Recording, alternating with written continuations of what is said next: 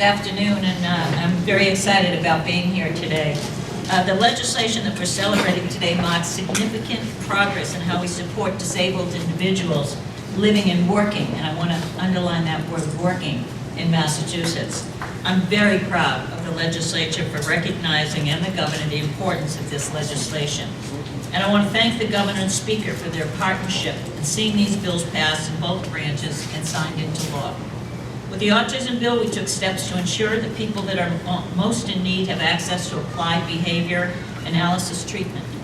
With the Real Lives bill, we're giving greater control over the way funds are spent on the behalf of a disabled individual.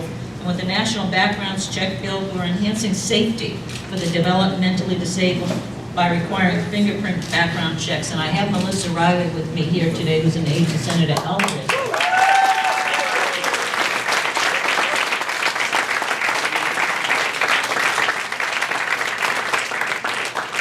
The night that we were debating the Real Lives bill and the background check bill, she came up and she handed me a yellow sticky and she said, "This is very important to me."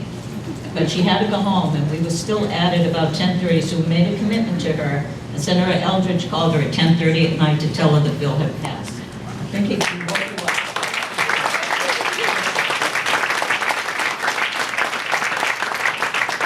And she's a very hard worker in his office. That's why I told her she should ask for a raise.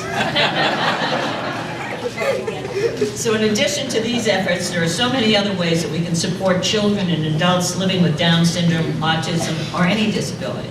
We can provide housing, healthcare services, education support, employment resources. But most importantly, we can show this community that they have a listening ear in the legislature that understands their needs and celebrate their significant achievement and contributions to society. We have come so far in just the past few years, and the future is always becoming more promising.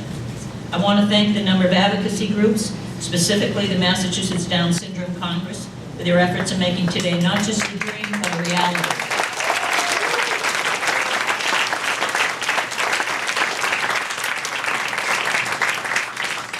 It is through your work that people across the Commonwealth understand the importance of supporting our most vulnerable populations, positively impacting the entire disabled community and providing them with new and exciting opportunities to reach their fullest potential.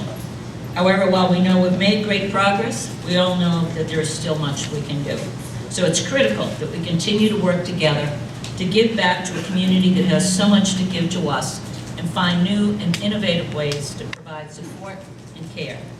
The individuals and families that make up our disabled community are truly an inspiration. So your compassion and your advocacy is invaluable to the legislature and to Massachusetts as a whole.